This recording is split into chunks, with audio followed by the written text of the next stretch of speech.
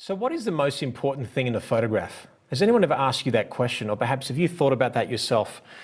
Now, if you want to be commercially successful, you need to know the answer to this question. And in fact, if you want to be a great wedding photographer and you want to be commercially successful in this endeavor, well, of course, it all starts with what you present to your clients.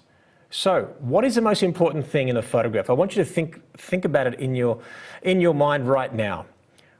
And let's see if I can guess what you're about to say.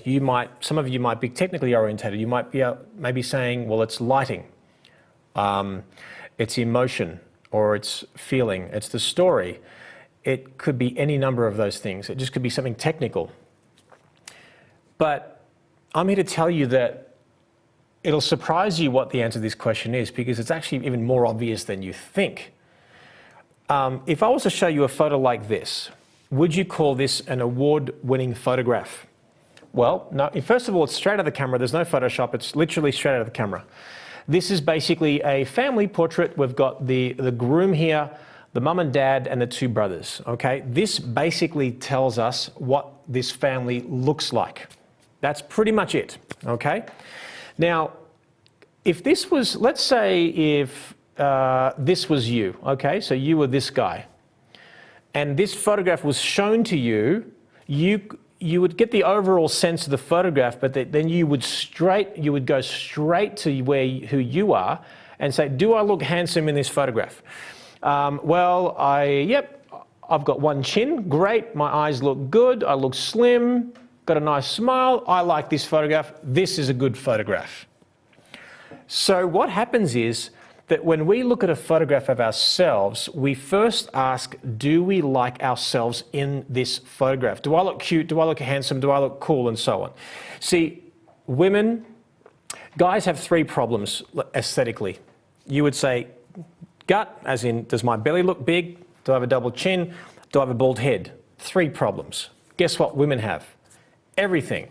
They focus on everything. You have to know, if you photograph a bride, she is conscious of everything. Her hair, her skin, her face, is she slim or not? Has she got curves in the right places, and so on? Are there little rolls of skin hanging over the dress, and so on and so on and so on? Like, they're conscious of everything, and that's fine. Certainly, there's more pressure on women from society to look perfect than guys, and certainly with guys, we're wearing a suit, so it's a lot more forgiving.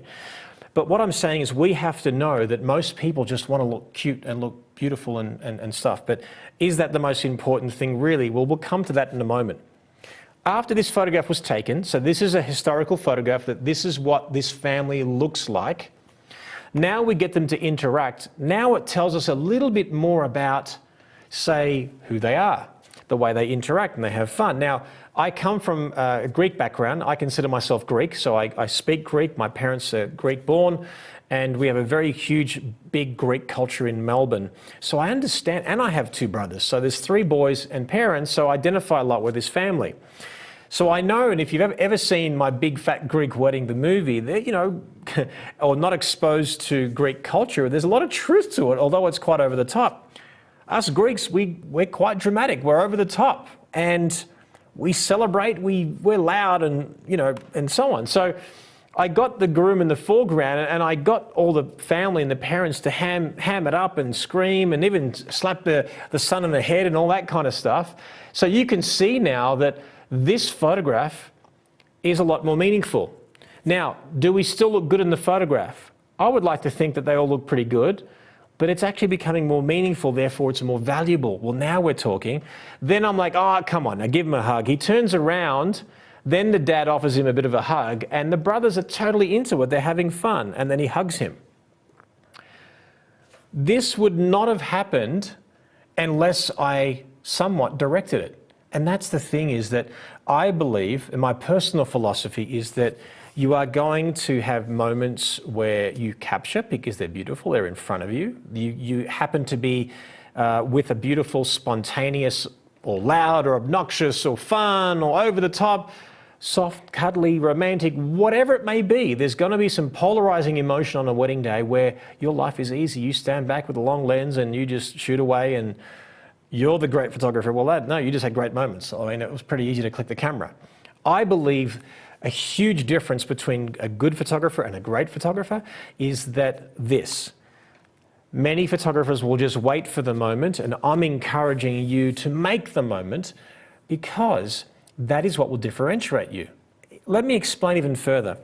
Let's say we could simulate a wedding. Let's say there were actors and same experience, like in other words, there was a play of sorts, okay? There was some kind of game or something that we could do to emulate the exact same wedding, and every photographer could put their own spin on this particular wedding.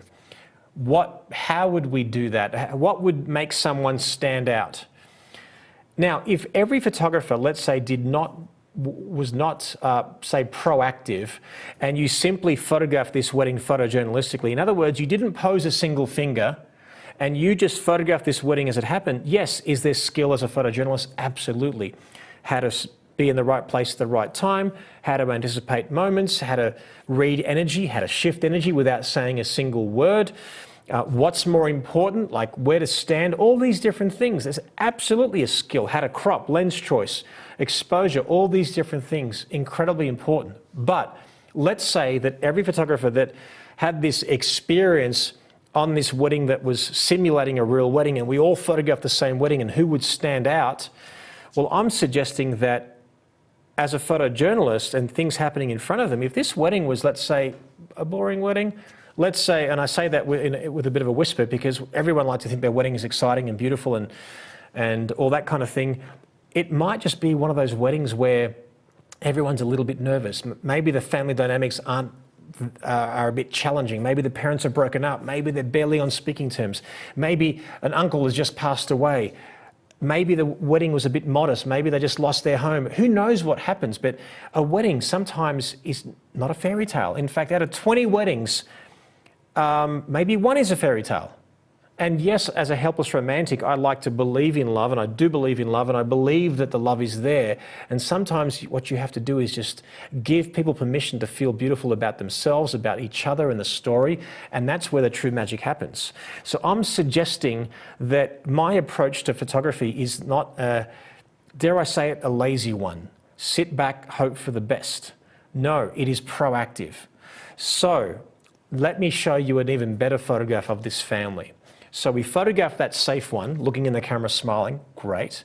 Then we got them to interact, that was beautiful. Then we had that one where the dad was backslapping and having a bit of fun. But then what happened was this. I was photographing the boys, and then sort of one of the groomsmen came out and he had a portable speaker and he had some Greek music on. Now, I love Greek music. I was raised with Greek music. I listen to Greek music all the time in my car and everything like that, even sometimes when I'm working. And it was a song that is like an anthem for Greeks. Like if you're a Greek, you'd know this song. And I knew it would inspire a bit of energy. So then I'm like, hey, crank it. Like I think he almost asked permission, like, is this too loud? I said, no, crank it. Then Dad started dancing. Now there's a dance in Greek called the Zebekiko. Like it's like a freestyle, what they call aeroplane dance, for want of a better word. And I'm like, well, wait a second here. When Greeks dance, they pay homage and respect to this one person dancing. So everyone gets down, squats on one knee, and pays respect to the person that's dancing. But Dad was there. I encouraged the boys to basically, do the traditional thing. Hey, let's celebrate your father.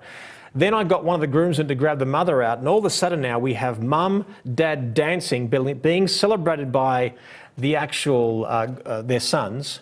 And I thought, wouldn't it be cool to add an extra element? And that is basically have the groomsmen in the foreground clapping out of focus. And then now, all of a sudden, we get this photograph. Now, let's go back to what we talked about. We said, what is the most important thing in a photograph? And many of you may have said, as I suggested, that it could be lighting, it could be emotion, it could be feeling. And I said to you the vain answer, we just want to look pretty and cute and handsome and cool. I'm saying once we make people look good and beautiful and flattering and all that kind of stuff, once we make them look pretty and beautiful, then we want meaning.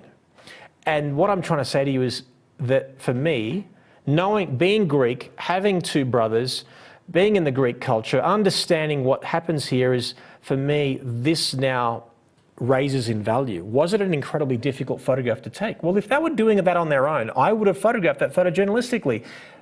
But that wouldn't have happened unless I directed it. So I strongly implore you that when you watch the real weddings included in this bundle and you see me, there'll be times where I say nothing and there'll be times where I'm directing and I'm getting in there and saying a few different things or directing very specifically. Don't be afraid of that. That is what will get you from a photograph, let's say, like this one to something like this one. Do they both serve the purpose? Of course they do. There's going to be ones where the grandmother's going to expect that one looking into the camera, but I'm telling you now, this will win every time. So can you imagine if you were placed amongst 100 photographers and everyone photographed this very reactively, and then here you are proactive? You will photograph what's happening, but you will add that beautiful moment of your own. So what is the most important thing in a photograph of yourself? Well, let's now be realistic based upon what we've just discussed. Really, that photograph that you just saw is creating a beautiful legacy. In fact, I think from memory, one of the brothers had seen it, not the groom, one of the brothers of the groom basically said, I can't believe you've created an incredible legacy for our family. It just came to me right now. So what is the most important thing is legacy, meaning, purpose, story, emotion. Flattery, although we feel like that's the most important thing, or we don't want to believe it, but we do want to look beautiful and handsome and cool and slim and all those different things, we have to know that that becomes secondary. That doesn't mean that you have to ignore it, because you could show a Pulitzer Prize winning photograph of the friggin' decade, and if a bride doesn't look beautiful in it, or there's something about it that's not that flattering, she might dismiss it as a bad photograph. So I'm going to teach you how to make people look and feel beautiful, but also create a legacy, meaning, purpose, story, and emotion through the lens of your camera. So we are going to learn how to be reactive and proactive. Combine that, that means you'll be unstoppable.